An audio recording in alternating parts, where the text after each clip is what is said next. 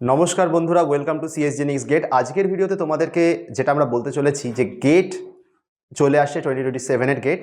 তার জন্য এই মোমেন্ট থেকে যারা প্রিপারেশন শুরু করছো কীভাবে করবে, কিন্তু তার আগে বলি, যদি নিজে থেকে প্রিপারেশন নিতে প্রবলেম হয় তাহলে অবশ্যই তোমাদের স্ক্রিনে দেওয়া নাম্বারটাতে কল বা হোয়াটসঅ্যাপ করে গেট 2027 সেশনের জন্য সিট বুক করতে পারো। লাস্ট মোমেন্টে আমাদের এখান থেকে যদি তোমরা পড়াশুনো করো তাহলে হয়তো তোমাদের প্রিপারেশনটা আরও স্ট্রং এবং রোবাস্ট হতে পারে। তো চলো আজকের ভিডিওতে শুরু করি আজকের টপিকটাকে নিয়ে, যে আমরা কীভাবে 4 মাসে এই যে টাইমলাইনটা এটাকে ইউটিলাইজ করবো ফর গেট 2027। তো প্রথম কথা হলো যে যদি গেট 2027-এর কথা বলি তাহলে আমাদের টার্গেট কি হওয়া উচিত এই মুহূর্তে। দেখো, একদম লেমেন্স ফর্মে ভাবো, তোমার এখন টার্গেট কি হওয়া উচিত যাতে গেটটা কোয়ালিফাই হয়। আচ্ছা, গেটটা কোয়ালিফাই করতে গেলে কী করতে হবে? দেখো, অ্যাপটিটিউডে থাকছে হচ্ছে 15 মার্কস, ম্যাথে অ্যাপ্রক্সিমেটলি 15 মার্কস। এই দুটো জায়গা, কমসে কম এই দুটো জায়গাতে তো আমরা স্কোর করতেই পারি। অ্যাপটিতে 15 মার্কস থাকছে, ম্যাথে 15 মার্কস থাকছে। যদি ঠিকঠাক করে পড়ি, অ্যাপটি থেকে 10 নাম্বার স্কোর করা যায়, ম্যাথ থেকে 10 নাম্বার স্কোর করাই যায়, কিন্তু তার জন্য ম্যাথ পড়তে হবে।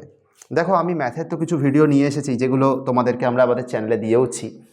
ডিসক্রিট ম্যাথের উপরে আমরা ভিডিও দিতে পারিনি এখনও, সেটাও আমরা দেওয়ার চেষ্টা করছি যতটা তাড়াতাড়ি পারি। কিন্তু এখানে তোমরা 30-এ স্কোর করলে কত? 20। এখন তোমার কাছে বাকি আর কত আছে? বাকি আছে আরও 70 মার্কস।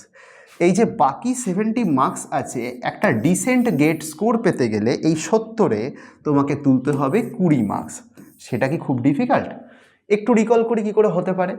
দেখো, ধরে নেওয়া যাক তোমার কাছে আদার্স যে সাবজেক্টগুলো তোমাদের রয়েছে সেগুলো কি কি? COA, networking, COA CN, digital logic. আচ্ছা, এরপরে আমাদের কি রয়েছে?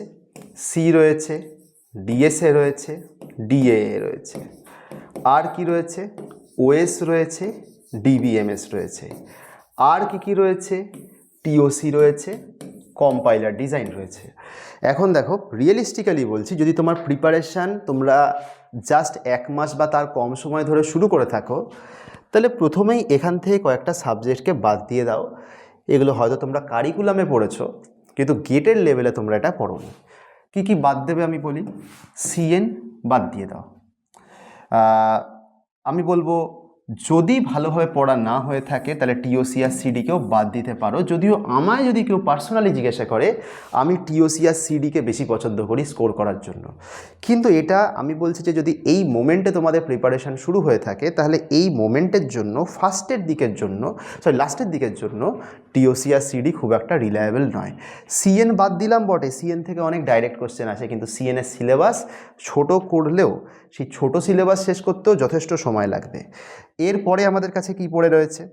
এরপরে রয়েছে হচ্ছে আমাদের ডিজিটাল থেকে কত মার্কসের কোশ্চেন আসবে? 2 মার্কস। সিওএ থেকে 4 থেকে 5 মার্কস আসবে। এইবার এই 2 মার্কস 4 থেকে 5 মার্কস ধরলাম, এই 3টে টপিক মিলিয়ে কত কোশ্চেন আসবে? 7 থেকে 8 মার্কস। ওএস থেকে ধরো অ্যাপ্রক্সিমেটলি 6 মার্কস বা তার বেশি আসবে। ডিবিএমএসের থেকেও ধরো অ্যাপ্রক্সিমেটলি 6 মার্কস আসবে। তাহলে 5 আর 2 7, 7 আর 7 14, 14 আর 6 হচ্ছে 20, 20 আর 6 হচ্ছে 26, আর এখানে 10 মার্কসের কোশ্চেন আসবে। আর সিএনের থেকে বাদ দিলাম, এখানেও 7 থেকে 8 মার্কসের কোশ্চেন আসবে। তো দেখো, তোমরা একটু দেখো, হিসেব করলে দেখো, এখানে আমি 70 মার্কসের কথা বলেছি, কিন্তু 70 মার্কসের মধ্যে দেখো তোমার এখানে কত ধরলাম। তুমি এখানে ধরো 4 থেকে 5 ধরো, 5 আর 8 13, 13 আর 2 15, 15 আর 8 হচ্ছে তোমার অ্যাপ্রক্স 23, 23 আর হচ্ছে এটা 35, 35 আর 10 45। এবার তুমি বলবে যে 70-এর মধ্যে তো তুমি 45-এর হিসেব দিলে, বাকি 25 কোথায়? দেখো, প্রথম কথা, গেটে তো এরকম স্পষ্ট কোনো নাম্বার ডিভিশনও নেই যে এই সাবজেক্ট থেকে এত মার্কসেরই তোমায় কোশ্চেন করতে হবে। ফলে এগুলো তো ফ্ল্যাকচুয়েট করতে পারে। অ্যাকচুয়ালি ডিজিটালে আমি 2 দিয়েছি, লোকে বলবে ডিজিটালে কোথায় 2? ডিজিটালে এমন অনেক কোশ্চেন আছে যেগুলো সিও এর কনসেপ্টের সাথে রিলেটেড, এবং আমি সেগুলোকে খুব একটা ধরতে চাই না। আর তাছাড়া ডিজিটালের থেকে 2 লিখলাম বটে, তার থেকে বেশি কোশ্চেনও আসতে পারে। কার্নো ম্যাপ থেকে কোশ্চেন আসতে পারে, সিকোয়েন্সিয়াল সার্কিট থেকে কোশ্চেন আসতে পারে, মাল্টিপ্লেক্সার ডিমাল্টিপ্লেক্সার থেকে কোশ্চেন আসতে পারে, অনেক জায়গা থেকে আসতে পারে। কিন্তু আমি 2 কেন লিখলাম?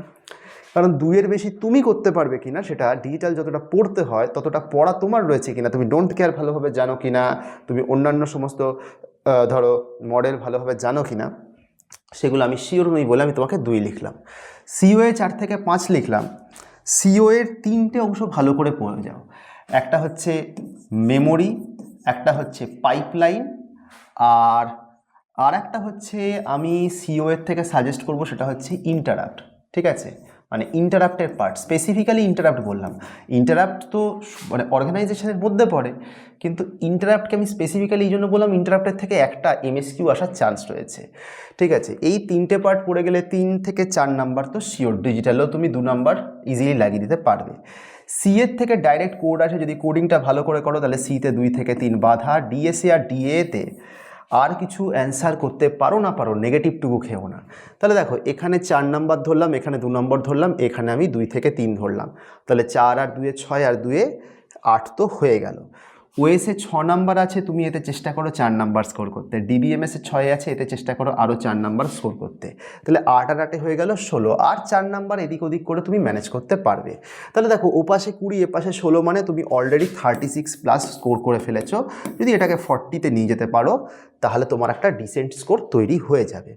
এখন কথাটা হলো, এই টাইম লাইনটাকে কী করে ইউটিলাইজ করবো। কনসেপ্ট বিল্ড করার জন্য তুমি কারিকুলামে পড়েছো যা, তার উপরে তোমাকে ভরসা করতে হবে, কিন্তু কি করে সলভ করতে হয় সেটার জন্য পিওয়াইকিউ করতে হবে। এখন পিওয়াইকিউ নিয়ে লোকের একটা ভুল কনসেপ্ট আছে। লোকে ভাববে যে আমি তো গেটের পরীক্ষা দেবো, তাহলে একটা কাজ করে শুধু গেটেরই পিওয়াইকিউ করব। সেটা যদি করো তাহলে তুমি ভুল করবে। গেটের পিওয়াইকিউ শুধু করতে গেলে তুমি একদমই লস খেয়ে যাবে। যেটা তোমার এই ক্ষেত্রে করা উচিত, পিওয়াইকিউ হিসেবে তুমি গেট তো বাঁচবেই, গেট তো করতেই হবে, কিছু কিছু ছোটো ছোটো নেটের কোশ্চেন দেখতে পারো, যেগুলো তোমার এই ধরনের এই টপিকসগুলোর উপরে আছে। এক্সটার্নাল টপিকগুলো তুমি ধরলে না। এর পাশাপাশি আমি বলবো, ইসরোর যে পরীক্ষাগুলো হয় সেই পরীক্ষাগুলোরও পিওয়াইকিউটা দেখো। এইবার এই 3টে জায়গা যদি মোটামুটি কভার করো, তাহলে আমার ধারণা তুমি মোটামুটি 1500+ কোশ্চেন পেয়ে যাবে। 1500+ কোশ্চেন তুমি সলভ করতে পারবে না। 1500+ কোশ্চেনের মধ্যে থেকে অনেক রিপিটেশান থাকে, রিপিটেশান ছেড়ে দিয়ে তুমি চেষ্টা করো যে 300টা কোশ্চেন দেখে সলভ করতে, আর 300টা কোশ্চেন নিয়ে তুমি একটা মানে কি বলবো, পিওয়াইকিউ টেস্ট বানিয়ে নাও। সেই পিওয়াইকিউ টেস্টে তুমি এটাকে দাও। কটা টেস্ট বানাবে আমি বলে দিচ্ছি, 12টা টেস্ট, 25টা করে 12টা টেস্ট তুমি বানিয়ে নাও। এবার বলবে যে বাকি 900টা কী হবে। বাকি 900টা এই জন্য বললাম, কিছু কোশ্চেনের রিপিটেশন আছে, আর দ্বিতীয়ত সব কোশ্চেন, অনেক কোশ্চেন এখন ধরো অবসোলেট হয়ে গেছে। এককালে ধরো গেটে স্প্যানিং ট্রি থেকে কোশ্চেন আসতো, এককালে গেটে প্রচণ্ড কোশ্চেন আসতো in order, pre order, post order থেকে, এখন ওখান থেকে আসে না। এখন গেটে ডিএসের যে কোশ্চেন আসে সেগুলো দেখবে হিপ সেন্ট্রিক, হিপ দিয়ে বেশি কোশ্চেন আসে। এই কথাটাও বলে দিলাম যে যদি ডিএসএ পড়ো, ডিএসএর থেকে মূল কোশ্চেন পড়ো হচ্ছে হিপ।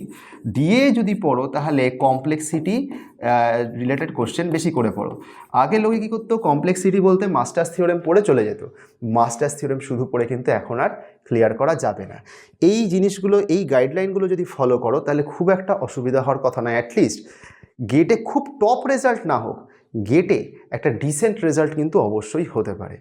আমরা তোমাদেরকে কনসেপ্ট বুস্টিং সিরিজ তো যেরকম নিয়ে আসবোই, মাঝে মাঝে এরকম ভিডিও নিয়ে আসবো। এবং তার পাশাপাশি যেটা এখন সবথেকে রেলেভেন্ট, যে 27 তারিখে তো গেটের ফর্ম ফিল আপ শুরু হচ্ছে, ডিলেটা করেছে ডেটটা, তোমরা সবাই জানো। তো সেটাকে নিয়েও আমরা খুব তাড়াতাড়ি তোমাদের কাছে ভিডিও নিয়ে আসবো। অনেক ধন্যবাদ যারা পুরো ভিডিওটা দেখলে। খুব তাড়াতাড়ি তোমাদের সাথে নতুন কন্টেন্ট নিয়ে আবারও দেখা হবে।